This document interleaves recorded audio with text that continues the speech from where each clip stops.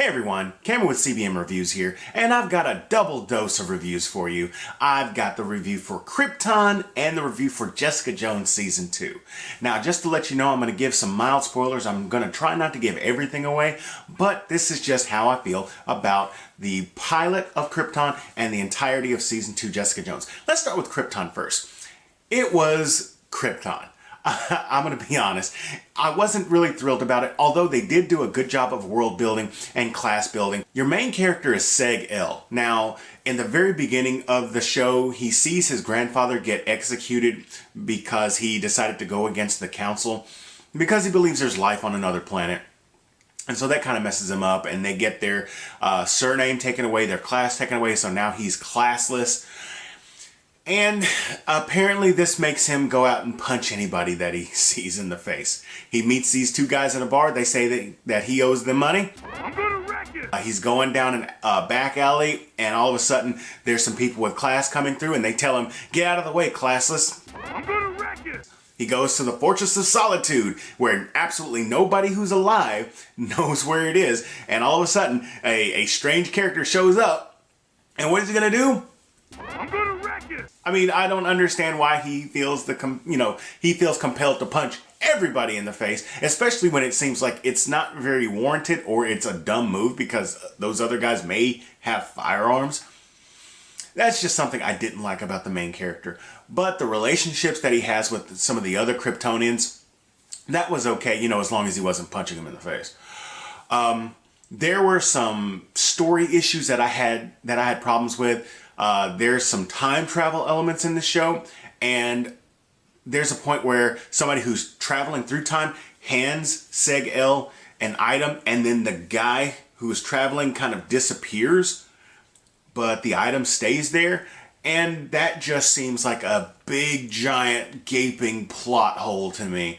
Like, if you're going to start the story off, I want it to be at least solid. Like solid world building, you also have to have a solid story to build upon, and I felt like that's a huge hole that I don't know if I can let it go.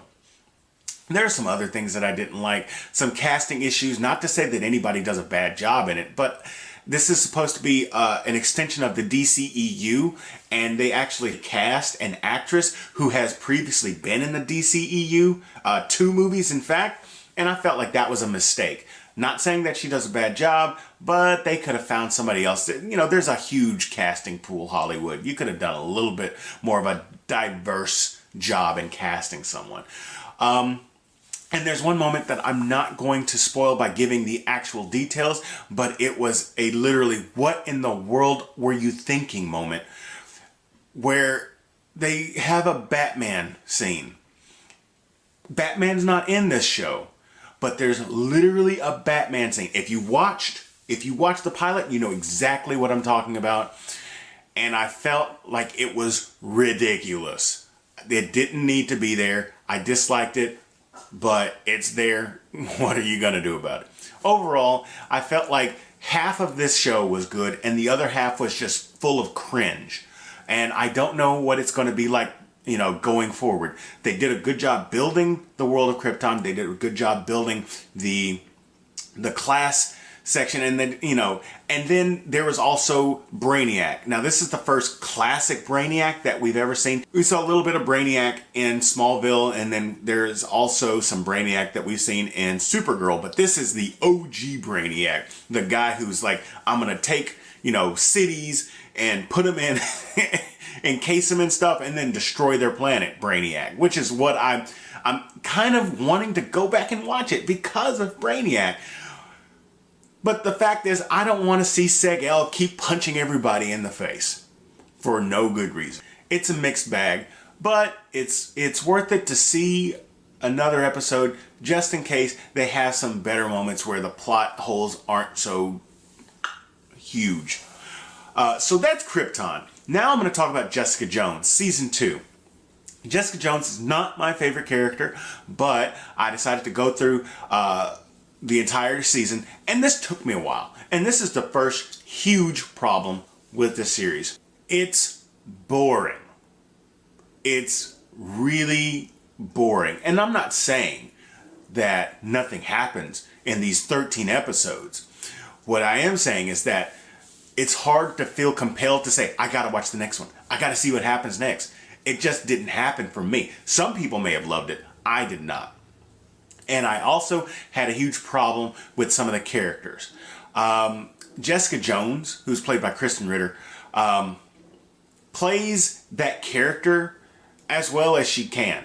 There's nothing wrong with her performance. The problem is that her character doesn't really grow for me. Like, she does hit a bit of growth at the very end of the last episode, and by that time, you've had to down so many cups of coffee, and you've forgotten so much that's happened within the first 12.75 episodes that you're just like, I could have just watched this last part and said, okay, she grows a little bit. She's always trying to push everybody out of her life. And then when she finally succeeds in pushing everybody out of her life, then she's like, oh, maybe I should have somebody else in my life. Like, oh, come on. Some of the other characters make absolutely no sense. Like, Trish's character is the worst. She goes from 0 to 60 like that. And it's not one of those things to where you can kind of see she's been at 59 for a long time. No, she literally goes from 0 to 60 like that. She goes from like, oh, I'm happy and I'm doing this, to I've got to take these drugs and then I'm going to shoot somebody. It makes no sense to me. There are some other supporting characters that I had some issues with, not as much as Trish. Jerry Hogarth is the lawyer, and she has a moment where she finds out some bad news, and when she finds out that bad news, it kind of shell shocks her and she starts making some dumb decisions. I was happy that she finally kind of got her stuff together and she made some great decisions, and it redeemed her character for me. And so at the first 3/4 of the season, I was like, I don't like her either, but then she does something and it makes it all right, and I'm like, good job. I approve very much. Malcolm in this is Jessica's assistant throughout this, and he is, in my opinion, the best character in the entire season. He actually goes through growth. He hits the beats. He has some stumbles. He grows from it. He learns from it, and he comes from the beginning of the second season to the end of the second season. He's a completely new character. He's a new man, and I like what they've done with him. He actually grows into his own. And he is the one redeeming thing, I think, in this. There are some other characters that are good. There's the new super. There's the bad guy in this, which I really don't want to spoil. So if you do want to watch it, I'm not gonna ruin that for you. But I will say this: out of the 13 episodes, I was only interested in 2. The 2 episodes that I was actually like, that was a good episode, was a flashback episode before Jessica Jones gets all bitter and hateful and spiteful, and you actually see somebody who you actually empathize with and you actually care about how they're doing and what they're feeling and what they're going through. Every other time, she's just so cynical and sarcastic, and you're just like thrown off by it. The other episode, and I will spoil this for you. The other episode is where the Purple Man returns. I call him the Purple Man. You may know him as Kilgrave. David Tennant returns for 1 episode only, and when he returns, it is wonderful. And it just goes to show you how a very interesting villain can completely change the atmosphere of not only an episode, but for a season. I was not this bored in season 1. Thanks to David Tennant's Kilgrave. He's in 1 episode in this season, and that episode was the best episode.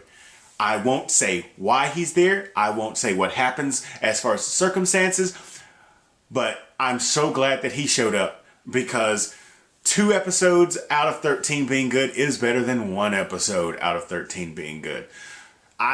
Personally, if you really like the character Jessica Jones, go out and watch it. You've probably already seen it anyway. But if she just doesn't strike the right chord with you, she's going to hit every wrong note with you on this season. If you're not the biggest Jessica Jones fan, just stay away. You'll be fine. And I hate to be that kind of a downer, because right now I've given it's half good on Krypton and it's less than half good on Jessica Jones. But there it is. I mean, the story's solid, but I mean, the thing is, with the 13 episodes that they tell a story, they could have told it in 7, maybe even 6. It's drawn out for drawn out sake. I hate it when they do that. Netflix, get your stuff a little bit tighter and we can be friends again. So those are my reviews for Krypton and Jessica Jones. What did you guys think? Am I hating a little bit too much on these guys? Am I being a little bit too critical? Or have I hit the nail on the head and I'm just telling them what they're afraid to hear? Let me know in the comment section down below. If you enjoyed this video, hit that like button. And if you're new here, subscribe. Come on, let's get to it. Share this video with all your friends. And as always, this is Cameron with CBM Reviews. You have a great day.